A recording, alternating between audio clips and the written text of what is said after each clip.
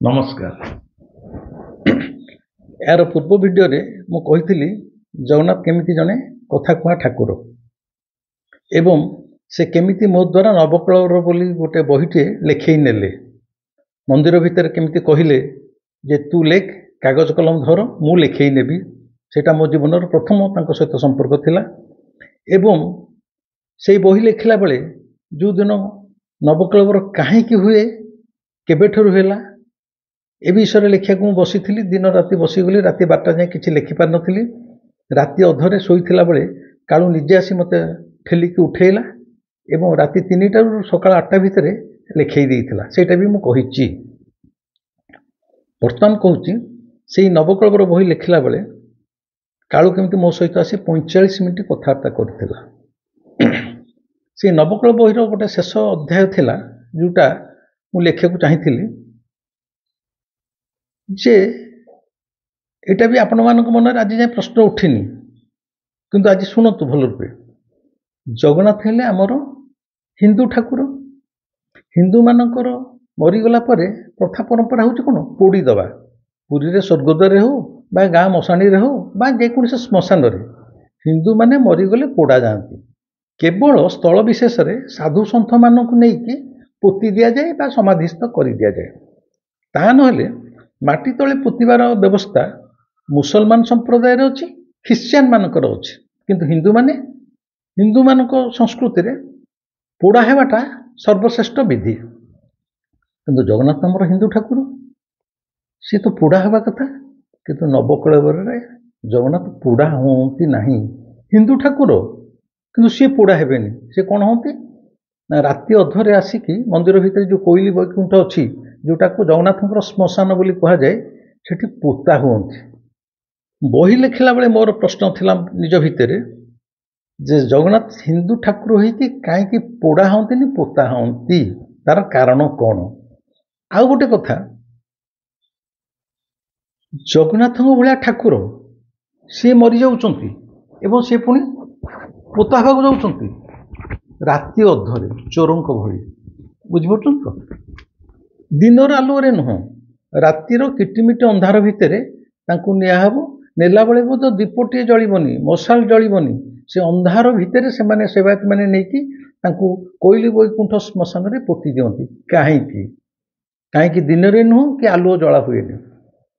तृतीय कथा जगन्नाथ मंदिर को जदि सामान्य तुलसी जाए कौन सी जिनस जाए गला बेले आपण अन्य केतल भिडियो फिर देखिए सबु बेले जगन्नाथ पाखु जहाँ जाए लगी होगापी घंट बाजुव रास्तार पानी छिंचा हो पवित्र करने अथच जगन्नाथ जिते पोता को राति अधरे जाती से घंटटे बाजे ना किंतु देखा जाए आम साधारण मनुष्य मैंने जो मरी जाऊँ आजिकल कीर्तन कर नौ घंटा ढोल फुल बाजुव झांझ बाजुव राम नाम संकीर्तन हो माने बाजा बाजिकी बहुत बड़ लोक मैंने मरला बेलू आजिकल बैंड पार्टी दुख म्यूजिक बाजिकी नौ माने साधारण मनुष्य पढ़ा बेलू घंटा खोलताड़ भी वैष्णव मैंने जो बजेकी नौ किंतु जगन्नाथ साधारण सबू कम जो घंट बाजू थाए पानी छिंचा होता राति अधरे सी जो पोता को जी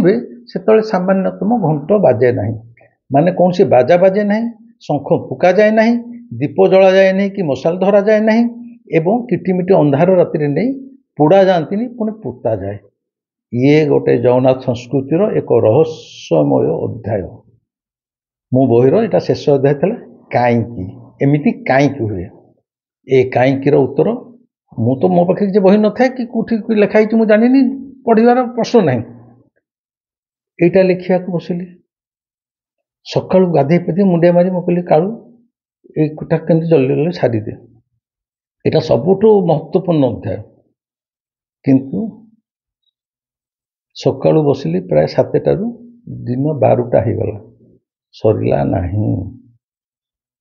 सरला ना माने गोटे शब्द बाहरला नहीं ठीक से जो दिन राति जमती कहीं नवकलवर हुए किसी बाहरला नहीं सका राति 12 जाए रागिक शोली गोटे हेले शब्द बाहरलानी ये गोटे बड़ तत्व गूढ़ तत्व किसी बाहरलानी भोक कलानी मुझे जा खाईदेक आसे जदि ଲେଖେଇବୁ ଲେଖେଇବୁ ମୁଁ ବି କାଳୁ କହିଲି ଯେ ଶେଷ ଅଧ୍ୟାୟ ଯଦି ଲେଖେଇବୁ ଲେଖା ନ ଲେଖିଲେ ନାହିଁ ବହି ରହିଲା ଆଉ କ'ଣ ମୁଁ ଆଉ ତୋତେ କିଛି ଗାଳି ଦେଇପାରିବିନି କିଛି କହିପାରିବିନି।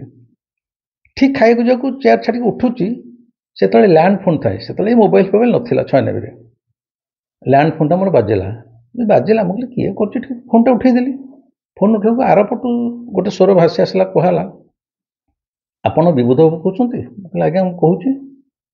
ନା ଆପଣଙ୍କ ସାଙ୍ଗରେ ମୋର ଟିକେ କାମ ଥିଲା ମୁଁ ଟିକେ ଘରକୁ ଯାଇ ଦେଖା କରିଥାନ୍ତି। ମୁଁ ତ ବ୍ୟାଙ୍କରେ ଚାକିରି କରେ ବହୁତ ଅନଡ୍ୟୁ ରିକ୍ୱେଷ୍ଟ ଲୋନ୍ ପାଇଁ ପୁରୀର ଲୋକ କରନ୍ତି ମୁଁ ସେତେବେଳେ ପୁରୀରେ ପୋଷ୍ଟିଂ। ମୁଁ ଭାବିଲି ଇଏ ଗୋଟେ ପରିବାବାଲା ହେଇଥିବ କି ରିକ୍ସାବାଲା କି ଟ୍ରଲିବାଲା କି ଛୋଟକାଟିଆ ବ୍ୟବସାୟୀ କେହି ନା କେହି ଗୋଟେ ଏ ଲୋନ୍ ପାଇଁ ମୋତେ ଫୋନ୍ କରୁଛି ମୋତେ ଆସି ଘରେ ଦେଖା କରିବା ପାଇଁ। ମୁଁ ବିନମ୍ର ସ୍ୱରରେ କହିଲି ବାବୁ ମୁଁ ଟିକେ ବ୍ୟସ୍ତ ଅଛି ଏନେ ଦେଖା କରିପାରିବା ସମ୍ଭବ ନୁହେଁ ମୋତେ 15 ଦିନ ପରେ ବ୍ୟାଙ୍କରେ ଦେଖା କର ନହେଲେ ଘରେ ଦେଖା କର କିନ୍ତୁ ଏନେ ଟିକେ ଭାଇ ମୋତେ ଛାଡ଼ିଦିଅ। ସେ କହିଲେ ହଉ ସାର୍ ଠିକ୍ ଅଛି।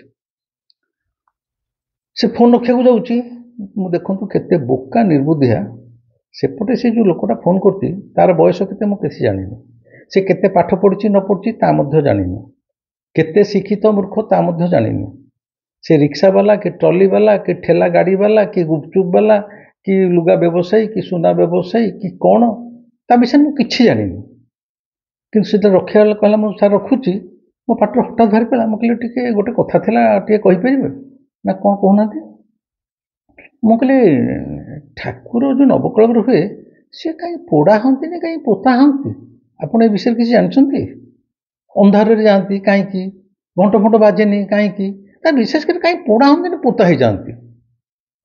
ମାନେ ସେପଟେ ଲୋକଟା ଟୋକାଟେ ନା ବୁଢ଼ାଟେ ପଣ୍ଡିତ ନା ମୂର୍ଖ କ'ଣ ତା ଶିକ୍ଷା କିଛି ଜାଣିନି ହଠାତ୍ ମୋ ମନ କ'ଣ ବାହାରି ପଡ଼ିଲା ପାଟିରୁ ସେ ସେଥିରୁ ଟିକେ ସେପଟୁ ହସିଲେ କହିଲେ ସାର୍ ମୋତେ ଗୋଟେ ଏଡ଼େଇକି ପ୍ରଶ୍ନ କରୁଛନ୍ତି ମୁଁ ସାର୍ ମୂର୍ଖ ଲୋକ ସାର୍ ମୁଁ ମୋତେ କ'ଣ ଏଇ ପ୍ରଶ୍ନ କରୁଛନ୍ତି ମୁଁ ଆ ବିଷୟରେ କ'ଣ ଜାଣିଛି ମୁଁ କହିଲି ନାଇଁ ନାଇଁ ଯଦି ନ ଜାଣିଛନ୍ତି କିଛି ନାହିଁ ମୁଁ ଜାଣିବାକୁ ଟିକେ ଚାହୁଁଥିଲି ଯଦି ଜାଣିଥିବେ ସେଥିପାଇଁ ସାର୍ ମୁଁ ଯାହା ଜାଣିଛି ସେତିକି କହିବି ମୁଁ କହିଲି ହଁ ସେତିକି କୁହନ୍ତୁ। ମୁଁ ଏପଟୁ ମୋବାଇଲ ଲ୍ୟାଣ୍ଡ ଫୋନ୍ ଧରିତେ ସେ ସେପଟୁ କହିବା ଆରମ୍ଭ କଲେ 45 ମିନିଟ୍ ଧରି ସେ କହିଲେ ଠାକୁର କାହିଁକି ପୋତା ହଅନ୍ତି 45 ମିନିଟ୍ ଧରି ସେ କହିଲେ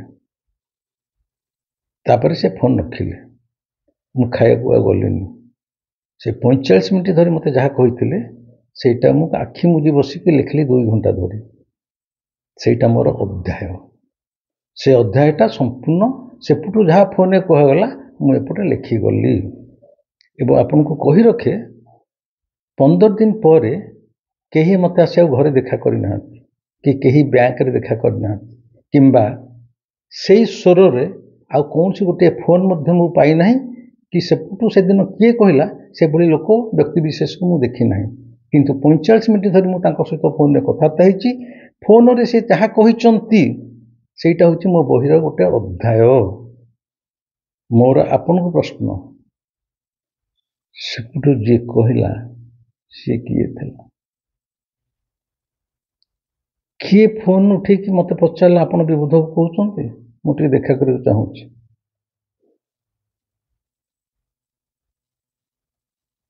ସେ କିଏ ଥିଲା ଏବଂ ଯିଏ ଏଡ଼େ ଏକ ଗୂଢ଼ ରହସ୍ୟ କାହିଁକି ପୋତା ଯାଆନ୍ତି କହିଦେଇ ପାରିଲେ 45 ମିନିଟ୍ କହିଲା ପରେ ଯେଉଁଟା ମୋର ଅଧ୍ୟାୟ ଲେଖାଯାଇଛି କାଳୁ ଛଡ଼ା ସିଏ ଆଉ କିଏ ହେଇପାରେ କାରଣ ଆଉ ଜୀବନରେ ସେମିତି ଲୋକ କେହି ଆସିଲେନି ଫୋନ୍ ବି କଲେନି ଘରକୁ ଆସିନାହାନ୍ତି କି ବ୍ୟାଙ୍କକୁ ଆସିନାହାନ୍ତି କି ଫୋନ୍ କରୁନାହାନ୍ତି ତାହେଲେ ସେଦିନ ସେପଟେ କିଏ ଥିଲା ଆପଣ ବିଶ୍ୱାସ କରିବେନି କାଳୁ ହେଉଛି ଏଇଭଳି ଏକ ରହସ୍ୟମୟ ଠାକୁର ସିଏ ଯାହାକୁ ଭଲ ପାଇ ବସିବ ତାର ଯାହା ପ୍ରତି କରୁଣା କୃପା ଆସିଯିବ ସେ ମଣିଷ ଧନ୍ୟ ହେଇଗଲା ସେ ଦୃଷ୍ଟିରୁ ମୁଁ ଧନ୍ୟ କାଳୁର କୃପା କରୁଣା ଆଗରେ ମୁଁ ରାସ୍ତାର ଧୂଳି ଏବଂ ଏଇ ଯେଉଁ ନବକଳେବର ବହି ଏଥିରେ ଏଭଳି 3ଟି ଅଧ୍ୟାୟ ଅଛି ଅନ୍ୟାନ୍ୟ ଅଧ୍ୟାୟ ଛଡ଼ା ମାନେ ନବକଳେବର କେବେଠାରୁ ହେଲା କାହିଁକି ହେଲା ଯେଉଁଟା ଆଗରୁ ନଥିଲା କେବେଠାରୁ ଯୋଡ଼ି ହେଲା ତାର ଉତ୍ତର ଯେଉଁଟା କାଳୁ ହିଁ ଲେଖେଇଲା କାହିଁକି ପୋତା ହଅନ୍ତି ପୋଡ଼ା ହଅନ୍ତିନି ଇଏ ଗୋଟେ ଗୂଢ଼ ରହସ୍ୟ ଏଇଟା ଆଉ ଗୋଟେ ବି ଅଧ୍ୟାୟ ଅଛି କାଳୁର ଗଠନ ପ୍ରଣାଳୀ 96 ମସିହାରେ ନବକଳେବର ବହିରେ ମୋ ଲେଖିବା ପୂର୍ବରୁ ପୃଥିବୀର କୌଣସି ବହିରେ ଜଗନ୍ନାଥ କେମିତି ତିଆରି ହୁଅନ୍ତି ତା ବିଷୟରେ କୌଣସିଠାରେ ଖଣ୍ଡିଏ ବହି ଭିତରେ ନଥିଲା। ଏବଂ ସେ କେମିତି ତିଆରି ହୁଅନ୍ତି ସେଥିପାଇଁ ସ୍ୱତନ୍ତ୍ର ଘର ଅଛି, ବଂଶାନୁକ୍ରମିକ ଘର ଅଛି, ସେମାନେ ତାର ମାପ ସବୁ ଜାଣନ୍ତି। କିନ୍ତୁ ମୋ ବହିରେ ସମ୍ପୂର୍ଣ୍ଣ ଗୋଟେ ଅଧା ଅଛି ଠାକୁର କେମିତି ତଥା ତାଙ୍କର ହାତ କେତେ ଲମ୍ବା କି କେତେ ଇଞ୍ଚି କି କେତେ ଫୁଟ, କେମିତି ପେଟ, କେମିତି ମୁଣ୍ଡ, କେମିତି ବ୍ରହ୍ମ କୋଉଠି ରହେ, ବ୍ରହ୍ମ ଯୋଉଠି ରହେ ସେ ଜାଗାଟା କେମିତି କ'ଣ ତାର ଭାଗ ମାପ ଟିକିନିକ୍ ମୋ ବହିରେ କାଳୁ ଡାକିଛି, ମୁଁ ଲେଖିଦେଇଛି। ଯୋଉଟା ବହି ବାହାରିଲା ପରେ ମନ୍ଦିରରେ ଝଡ଼ ସୃଷ୍ଟି ହେଇଥିଲା। ଏଇ ପିଲାଟା କେମିତି ଜାଣିଲା ଠାକୁରଙ୍କର ତିଆରିର କଳା କୌଶଳ? ଏଟା ତ ବାହାରେ ପ୍ରକାଶ ଯୋଗ୍ୟ ନୁହଁ, ଗୁପ୍ତ। ତା ପାଇଁ ସ୍ୱତନ୍ତ୍ର କିଛି ପରିବାର ଅଛନ୍ତି ବଂଶାନୁକ୍ରମିକ, କାଳୁ ଡାକି ଦେଇଥିଲା। ଏଇ ହେଲା ନବକଳେବର ବହିର କାହାଣୀ। ଏଇଟା ନବକଳେବର କାହାଣୀ ନୁହଁ, ନବକଳେବର ବହିର ସତ୍ୟ ଘଟଣା। ନହେଲେ ମୁଁ କିଏ, ନବକଳେବର କିଏ? ମୋର ମୁଣ୍ଡରେ ମଗଜ କେତେ? ମୂର୍ଖ ମୁଁ, ଏବେ ବି ମୂର୍ଖ। ଏବେ ଯଦି ନବକଳେବର ବହି ଧରି ମୁଁ ପଢୁଛି, ମୁଁ ଭାବୁଛି ସତ୍ୟରେ କ'ଣ ମୁଁ ଲେଖିଛି? ପ୍ରକୃତ ତ ମୁଁ ଲେଖିନି। 17 ଦିନରେ 200 ପୃଷ୍ଠା ଛପା ଅକ୍ଷରରେ ବହିଟା ନବକଳେବର ସହିତ 17 ଦିନରେ ନବକଳେବର ଭଳି ଏକ ଗୂଢ଼ ତତ୍ତ୍ୱ ତଥ୍ୟ ସମ୍ବଳିତ ପୁସ୍ତକ 17 ଦିନରେ ସରିଯିବା କ'ଣ ଏତେ ସୋଜା? ଏବଂ ପୁଣି କହି ରଖୁଛି ସେ 17 ଦିନ ଯାକ ମୁଁ ବ୍ୟାଙ୍କକୁ ଯାଇନି, ଅନବରତ କେବଳ ଲେଖୁଥାଏ, ଖାଏ, ରାତିରେ ଶୁଏ, ଆଉ ଦିନ ସାରା 24 ଘଣ୍ଟା ଲେଖୁଥିବି। ଯେମିତି କାଳିସି ଲାଗିଛି, ମୋତେ କିଛି ଦୁଶୁନଥାଏ, ମୋର ପେନ୍ କେବଳ ଚାଲିଥାଏ। ଏସବୁ ସମ୍ଭବ ହୋଇଛି କେବଳ କାଳୁ ପାଇଁ। କାଳୁ କଥା କୁହା ଠାକୁର ନୁହେଁ। ତେଣୁ ମୋର ବନ୍ଧୁ ଆପଣମାନଙ୍କୁ କହିବା କଥା, କାଳୁକୁ କେବଳ ଭଲ ପାଆନ୍ତୁ, ହୃଦୟ ଦେଇ ଭଲ ପାଆନ୍ତୁ, ଭକ୍ତି କରିବା ଦରକାର ନାହିଁ। ବାରମ୍ବାର କହିଛି, ଭକ୍ତି ହେଉଛି ଶାସ୍ତ୍ରର କଥା ଶବ୍ଦ, ପ୍ରେମ ହେଉଛି ହୃଦୟର କଥା। ଆପଣ ହୃଦୟଟା ତା ପାଖରେ ତା ପାଦ ତଳେ ରଖିଦିଅନ୍ତୁ। ଆଉ ଯେଉଁ ଧୂପ, ଦୀପ, ଫୁଲ, ନୈବେଦ୍ୟ, ପାଣି ଛିଞ୍ଚା, ଘଣ୍ଟି ବାଡ଼େଇବା, ଶଙ୍ଖ ଫୁଙ୍କିବା, ତା ଆଗରେ ବସି ଭାଗବତ ରାମାୟଣ ପଢ଼ିବା, ଗୀତା ପାଠ କରିବା, ସେଥିରେ ବି ଆପଣ କାଳୁକୁ ପାଇବେନି କି ଈଶ୍ୱରଙ୍କୁ ପାଇବେନି। ଈଶ୍ୱରଙ୍କ ପଥରେ ଏଗୁଡ଼ା ସବୁ ହେଉଛି ବାଧା। ଆପଣ ତ ସବୁବେଳେ ପୁରାଣ ପଢ଼ୁଥିବେ, ଶାସ୍ତ୍ର ପଢ଼ୁଥିବେ, ଭାଗବତ ପଢ଼ୁଥିବେ, ଗୀତା ପଢ଼ୁଥିବେ, ତା ଭିତରୁ କାଳୁ କୋଉଠୁ ବାହାରିବ କେମିତି? ଆପଣ ତ ସମୟ ସେଥିରେ ଗଲା। ତାକୁ ପଢ଼ିକି ଆପଣ ହେଉଛନ୍ତି ଆପଣ ଧାର୍ମିକ ହେଇଗଲେ। ତାକୁ ରଖିଦିଅନ୍ତୁ, ତା ସହିତ ଆମର ସମ୍ପର୍କ ନ ରହୁ। ସାରା ଦିନ ପ୍ରତିଟି ମୁହୂର୍ତ୍ତ କାଳୁକୁ କେମିତି ପାଇବି, କାଳୁ ସେମିତି କେମିତି କଥାବାର୍ତ୍ତା ହେବି, ତା ସହିତ ସମ୍ପର୍କ ବି ଭାବନ୍ତୁ। ଠିକ୍ ଯେମିତି କଲେଜରେ ପଢ଼ିଲା ବେଳେ ପ୍ରେମିକାଟିକୁ କେମିତି ପାଇବି, ପ୍ରେମିକା ସହିତ ସବୁବେଳେ କେମିତି ଦେଖାହେବ, ପ୍ରେମିକା ସହିତ କେମିତି କଥାବାର୍ତ୍ତା ହେବି, ଆଉ ସୁବିଧା ହେଲେ ପ୍ରେମିକାକୁ ଟିକେ କୁଣ୍ଢେଇବି। କାଳୁକୁ ଏଥର କୁଣ୍ଢେଇବା ପାଇଁ ଆପଣଙ୍କର ଚେଷ୍ଟା ଜାରି ରହୁ।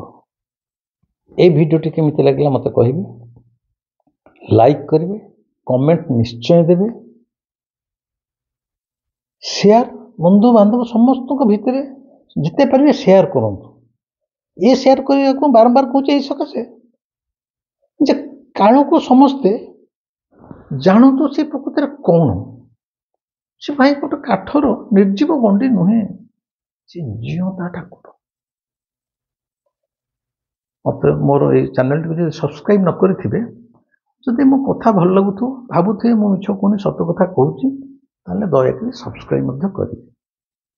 ଆଉ ଏଇଠି କହୁଛି, ଯେଉଁ ଅନେକ ମୋତେ ଚାହୁଁଛନ୍ତି ମୋତେ ଦେଖା କରିବା ପାଇଁ, ବ୍ୟକ୍ତିଗତ ଭାବରେ ଦେଖା କରିବା ପାଇଁ, ଯେଉଁମାନେ ମୋ ସହିତ ବ୍ୟକ୍ତିଗତ ଭାବରେ ଦେଖା କରିବାକୁ ଚାହୁଁଛନ୍ତି, ଭାଇ ମୋର ଗୋଟେ ଆଶ୍ରମ ଅଛି କଟକରେ।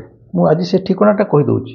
କଟକ ଜଗତପୁର ଛକଠୁ ସାଲେପୁର ରୋଡ଼ରେ ମାତ୍ର 5 କିଲୋମିଟର ଗଲେ, ଜଗତପୁର ଛକରୁ ସାଲେପୁର ରୋଡ଼ରେ 5 କିଲୋମିଟର ଗଲେ ବାଁ ପଟେ ପଡ଼ିବ ପୀର ବଜାର, ଗୋଟେ ମସଜିଦ୍।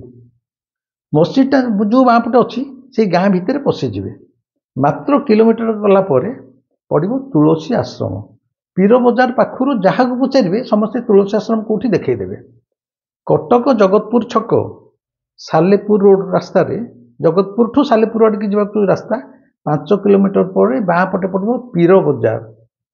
ପୀର ବଜାରଟା ଯେଉଁଠି ସମାଧି ମସଜିଦ୍ ଛଡ଼ା ହେଇଛି ସେଇ ଗାଁ ଭିତରେ ପଶିଯିବେ। ମାତ୍ର କିଲୋମିଟର ପରେ ପଡ଼ିବ ତୁଳସୀ ଆଶ୍ରମ। ପ୍ରତି ମାସର ପ୍ରଥମ ରବିବାର ଦିନ ମୁଁ ସେଠାରେ ଥିବି। ପ୍ରତି ମାସର ପ୍ରଥମ ରବିବାର ଦିନ ମୁଁ ସେଠାରେ ଥିବି। ଆପଣମାନେ ସେଠି ଆସି ମୋତେ ଦେଖା କରିପାରିବେ। ଆମେ କଥାବାର୍ତ୍ତା ହେବା, ବନ୍ଧୁ ହିସାବରେ କୁଣ୍ଢାକୁଣ୍ଢି ହେବା। ଆପଣ ମନରେ ଯାହା ପ୍ରଶ୍ନ ଥିବ ମୁଁ ସବୁ ତାର ଉତ୍ତର ଦେବି। ଏବଂ ସେଠିକି ଆସିବା ପୂର୍ବରୁ ଆପଣ ଗୋଟେ ନମ୍ବର ଦେବି, ଯେଉଁ ନମ୍ବରରେ ଆପଣମାନେ କଣ୍ଟାକ୍ଟ କରିପାରିବେ। ସେ ନମ୍ବରଟା ଏକ୍ଜାକ୍ଟଲି ମୋ ପାଖରେ ଅଛି କି ନାହିଁ, ଠିକ୍ ଅଛି, ମୁଁ ପରବର୍ତ୍ତୀ ସମୟରେ ଆପଣଙ୍କୁ ଦେଇଦେବି। ବିଶେଷ କରି ମୋର 83 ନମ୍ବର ଭିଡ଼ିଓରେ ସେ ନମ୍ବରଟା ମୁଁ ଦେଇଛି। ଆପଣମାନେ ସେଇ ନମ୍ବରରେ କଣ୍ଟାକ୍ଟ କଲେ ମଧ୍ୟ ମୁଁ କେତେବେଳେ ଯାଉଛି, କ'ଣ କହୁଛି ସବୁ ଜାଣିପାରିବେ। ପରବର୍ତ୍ତୀ ଭିଡ଼ିଓରେ ବି ମଧ୍ୟ ସେଇ ନମ୍ବର କଣ୍ଟାକ୍ଟ ମଧ୍ୟ ମୁଁ ଆପଣଙ୍କୁ ଦେଇଦେବି।